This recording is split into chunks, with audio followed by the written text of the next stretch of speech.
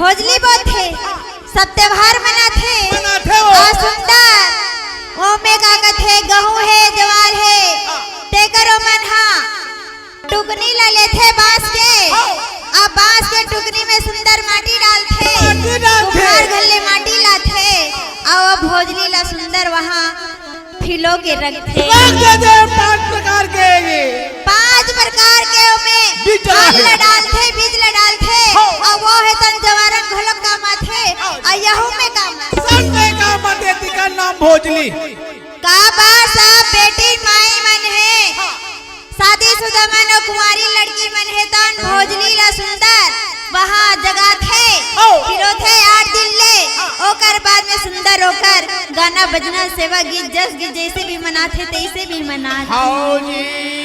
अब ये तरह भैया वहाँ सुंदर और नगर में है तन परमाल है तन वहाँ बहुत मांग के वहाँ नगर के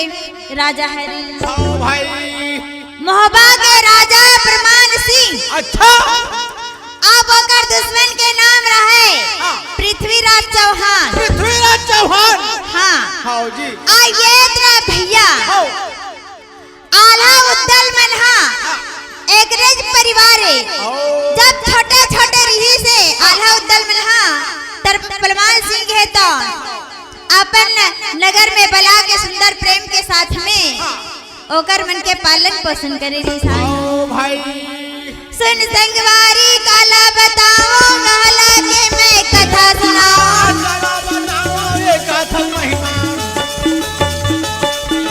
सुन संगवारी काला बताओ आल्हा के मैं कथा सुनाऊं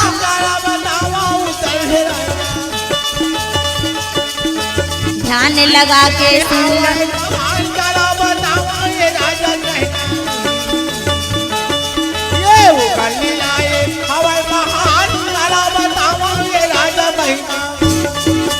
भैया रागी आल्हा उद्दल बड़े के नाम रहे आल्हा और छोटे के नाम रहे उद्दल परमाल सिंह है तो सुंदर अपन बेटे की तरह ओला पालन पोषण करे परमाल सिंह के बेटी के नाम रहे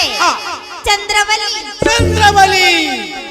आज वो राजा के जब मंत्री रहे तो ये बतलावती करे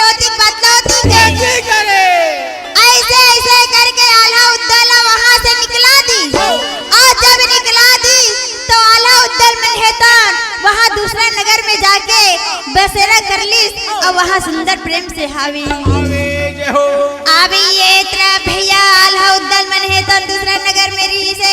और वो तरफ सुंदर प्रेम के साथ में दूसरा नगर में वो में तो भाई बाबा शिवगढ़ के राजा मकरंद जेकर बहिनी के नाम रही से फुलवा ला नगर निवासी के आदमी मन है तो देखे बर तरस के रहे कोनो ला देख ही नहीं सके अरे इतना सुंदर है इतना खूबसूरत है देख नहीं पाते जब उद्दल सुनी अब मन में विचार करी फुलवा देख सुंदर है तो देखना चाहिए ओकर नगर में जाके ऐसे सोच के उद्दल है तो तब उद्दल मोर चल तब उद्दल हरे कैसे गा मोर चल न लागे भाई तब उद्दल हरे कैसे ये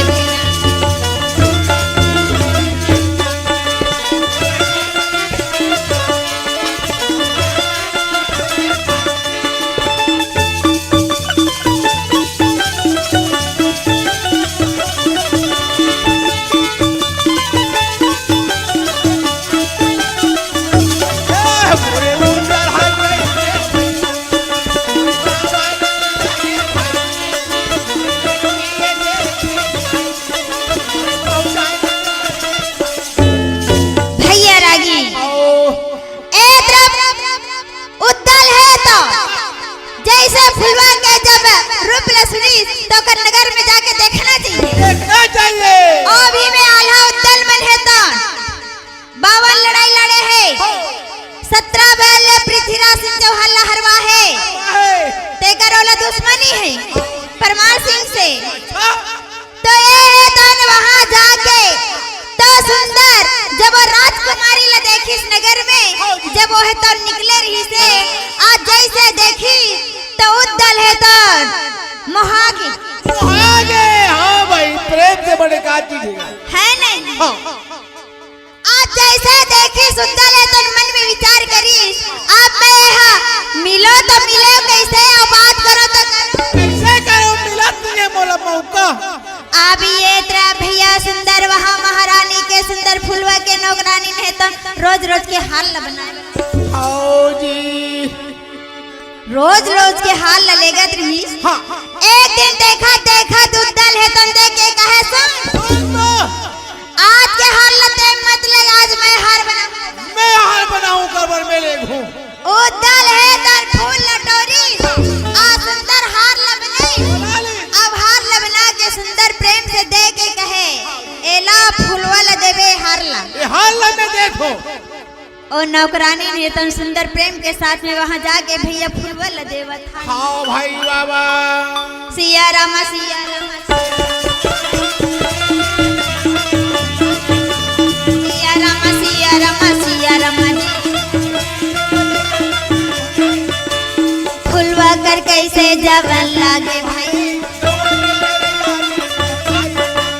फुलवा कर कैसे लगन लागे मोहन, फुलवा कर कैसे जवन लागे भाई। सिया रामा सिया रामा सिया रामा जी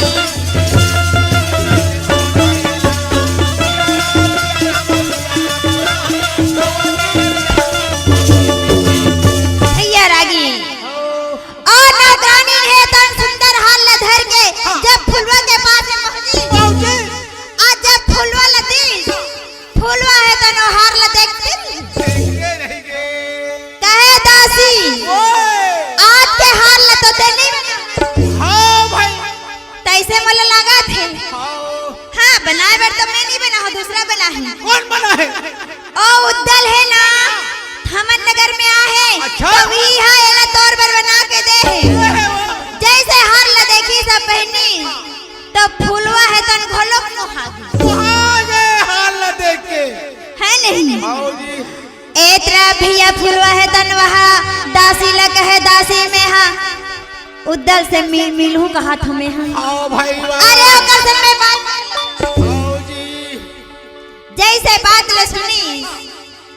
जाके दासी है तान कहे रानी तो ल बला है फुलवा, फुलवा बना है वो। फुलवा बला है पर कैसे जाऊं मैं हाँ, अब मैं तो एक पुरुष हूँ मैं हाँ, तो कर पर चिंता काबर करत हते हाँ। कैसे? अरे मैं हूँ ना, चिंता मत कर। दासी है तान उद्दल साड़ी दे पानी दे दी। जैसे जैसे मैं पहने हूँ तैसे तैसे तो हूँ पहन ली आ सुंदर मुड़ी लठाक ढाक लेगा। उद्दल है तान साड़ी ल लपेटी अमूल लठाकी ढाक ली। और दासी के साथ में सुंदर जावा था। चला दे चटकत पटकत। तभी दासी है रख कैसे? तभी दासी है रे कैसे तब तक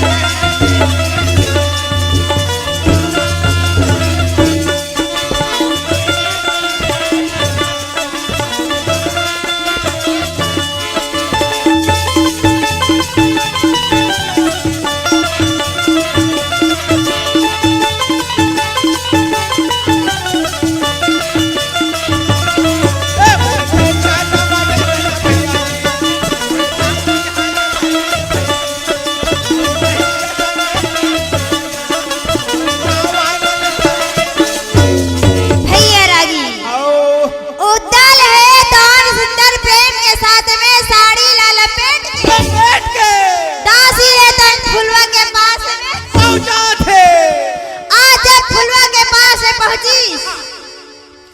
तो सुंदर उद्दल के साथ में बात करी। हाँ जी।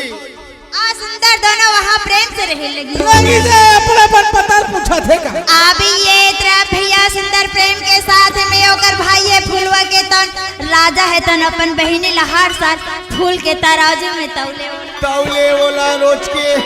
जब फूल वाला सभा में बलेस एक तरफ रख दिस फूल हाँ आ दूसरा तरफ रख दिस फूल वाला अपन बहन हाँ जी आज जब तराजू के वजन है तो फुलवा के तरफ ज्यादा बढ़ गए फुलवा के भाई राजा है तो मन में विचार करते अच्छा आज वजन कैसे बढ़ गए भाई कोई ना कोई मोर बहिनी के कक्ष में कोई पुरुष जरूर रहते एला छुए है तैसे लगता कैसे बोला तो बताबे तेकर से थी ओकर वजन है तन बढ़ गया हावी हावे अब ये तरफ भैया राजा है तन क्रोध के मारे वहाँ सुंदर मंत्री मल्ल सुंदर वहाँ दरबारी मल्ल बोलत हावी आओ भाई बाबा दरबार वाले हो चारों तरफ घेर ले और सबसे पहली तो देहा फुलवा के कमरा में जाके वहाँ देख कोई मनुष्य आहे का छिपे का लुका है का ऐसे सोच के भैया राजा है तन सुंदर प्रेम के साथ में वहाँ भेजा था भाई बाबा अब ये तरह भैया सुंदर वहाँ मंत्री मन है तो न जाके प्रेम के साथ में फुलवा के कमरा ला जब चेक करी से जब छानबीन करी से जब खोजा था वे उदल हा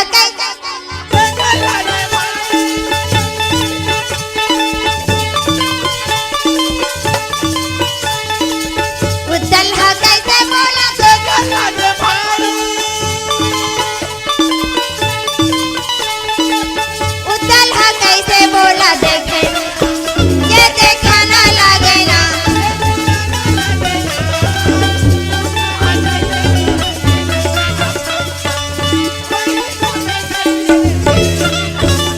भैया चारों आदमी है तो उदल पकड़ ली आज जब पकड़ी लाजा के सामने में जाके खड़ा कर दी देख चोरहाला राजा है दान कहे ये मोर बहनी के कक्ष में रही से फुलवा के एक काम करो एला कारीगर में डाल दो 3-4 और ले जाके कारीगर में बंदी बना के अब वो तरह भैया आला है तन मन में विचार करते मोर छोटे भाई उद्दल है तन मुलन नजरे नहीं आवत हावे ओगे तो गे कहां जब खोजे के चालू करी भैया आला उद्दल में है तो भीम के अवतारे बाबा रमन भाला वाला ले चले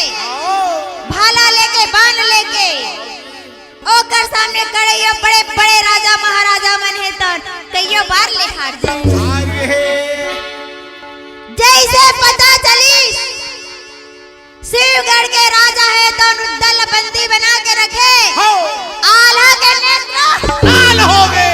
आज जब वहाँ पहुंची तो प्रण करी अगर वो राजा में खत्म ना कर दे हमारे भाई ले छोड़ा दे नहीं तो बिना मारे में है नहीं छोड़ूंगा आला है तो सुंदर घोड़ा आओ एक हाथ में उठाए घोड़ा के बापू धबसा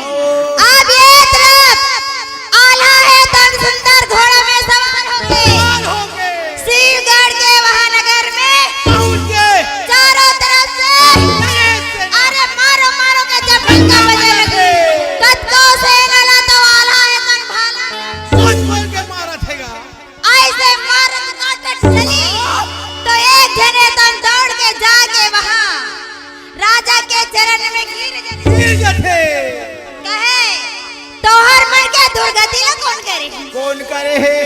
यो कर बात ला सुन के भैया यहाँ सुंदर प्रेम के साथ में वो है तो उनके उद्दल के भाई है तो नाल है तो ना कि हमर मन के प्राण ललेवत कहे राजा अगर नहीं छोड़बे ना तो हमर नगर निवासी मन के कागरो प्राण नहीं बचे नहीं भैया छोड़ दीजिए। जैसे आला के बात ला सुने वैसे हाँ राजा है तो खुद स्वयं जाके दोनों हाथ जोड़ के वहाँ क्षमा मांगा थे क्षमा मांगा थे। आल्हा है तो अपन गुरुजी ला जब याद करी सोकर गुरुजी है तो प्रकट होके सुंदर कहे कि आल्हा तो लब मारे से कोई मतलब नहीं काबर तोर भाई लते मांग मोले छोड़ा के दे हो जी ओकर बात ला सुन के अगर मोर भाई ला नहीं देवे ना तो लब ए धरती में अगर गड़ तो आल्हा नाम कहना छोड़ देवे अगर तो लड़े बर तैयार है तो चल फिर उत्तर मैदान में काबर मैं तोर से हार नहीं मानो में हाँ नहीं मानो मोर नाम आल्हा है आल्हा आल्हा तेकरे सेती कथी का बोला थे लाड़े के पहली संभल जाबे रे भाई और लड़े के पहली तोला जाने वाला मां लाड़े के पहली समझ जाते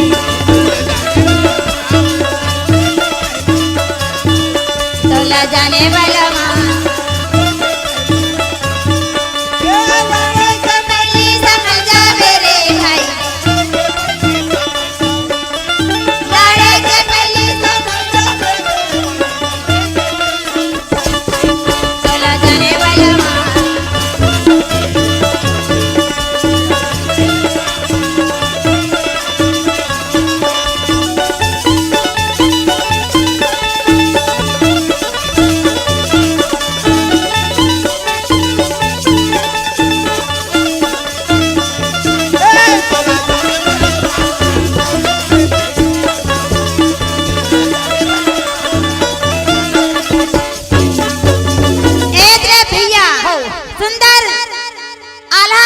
फुलवा के साथ में बिहाव कर ली ओकरे खानदान चंद्रबली है तो सुंदर प्रेम के साथ में वहाँ भोजनी बोए रथे अच्छा तब पृथ्वीराज सिंह चौहान कथे तोर प्राण बचाना है मोर बेटा तारा तोर भेटी ला दे दे मोला और 9 लखा हार और पारस के पत्थर नहीं तो तोहर मन के प्राण नहीं बाजे ओत का बात ला देख के राजमाता है तन पत्रिका भेज दे थे आल्हा उद्दल भेज दे तो आला उद्दल है तो ना थे कहे कि ओकर माता है तन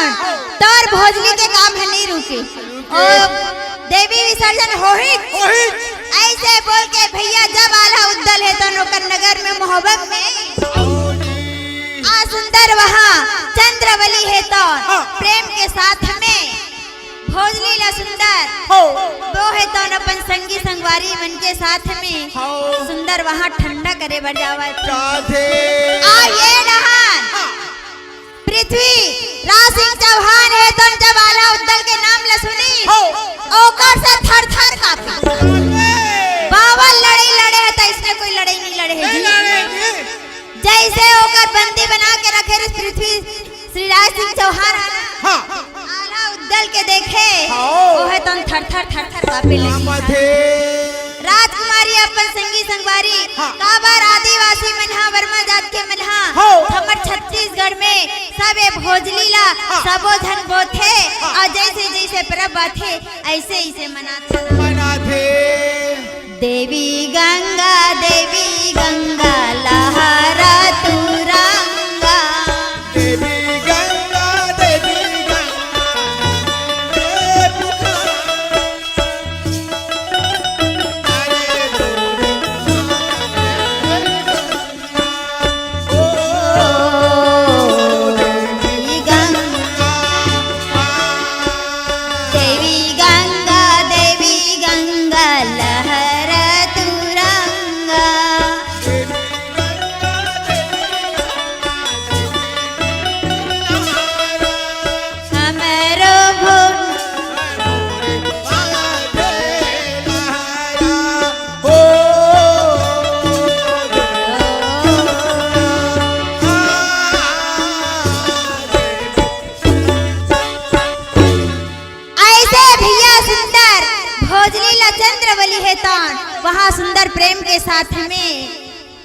में जाके विसर्जन विसर्जन कर दे, ठंडा हो जाते। सुंदर प्रेम के साथ में काबर दाई माई बहनी सब वो गाना बजना के साथ में सुंदर आओ भाई बाबा, देकर सेती वहाँ ठंडा करा था। आओ जी। अब ये तरह भैया सुंदर ठंडा कर दी। हो। अब आल्हा उतल है तान जब तक ओकर राहत ले पृथ्वीराज सिंह चौहान है तान ओकर परिवार के मन लाई से एक अन्य दिस। आओ है तान प्रेम से ठंडा करी सब पृथ्वीराज सिंह चौहान है तान अपन नगर के ओर चले। आओ भाई। तत बंसी बजैया करी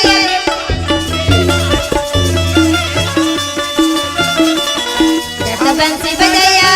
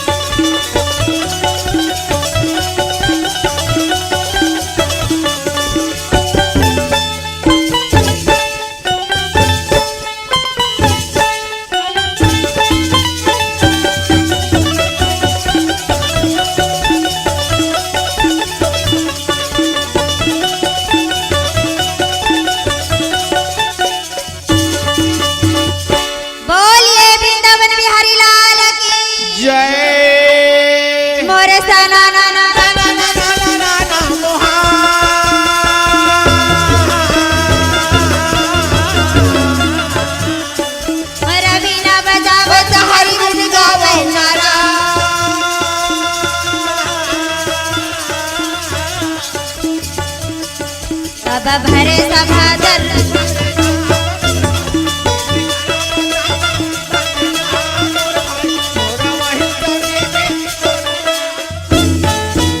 भैया रागी। हाँ जी। हमारे छत्तीसगढ़ में सावन महीना शुक्ला पक्ष में हाँ जी भोजली बोलते। अच्छा भोजली। हाँ भोजली। हाँ भाई भोजली बोलते सब त्योहार मनाते सुंदर ओ में का कथे गहूं है जवार है ते करो मनहा टुकनी ला लेथे बांस के अब बांस के टुकनी में सुंदर माटी डालथे कुम्हार गल्ले माटी लाथे और भोजली ला सुंदर वहाँ फिलो के रखथे। 5 प्रकार के में बीज ला डालथे और वो है तन जवारन घलक काम आथे और यहू में काम आथे का नाम भोजली। का बासा बेटी माई मन है